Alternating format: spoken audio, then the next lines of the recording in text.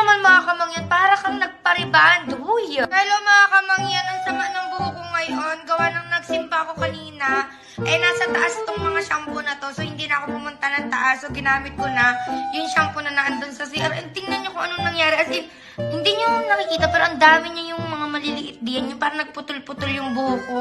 Tapos, ayan. As in, hindi naman niya nakapuyod, pero ang dami, bewang, be. Ano, so ganyan. Tapos parang sobrang ano niya, ang buhaghag na, ang kapal, parang pag ganun ka na. So, sinuklay ko na din yan and ang sama talaga.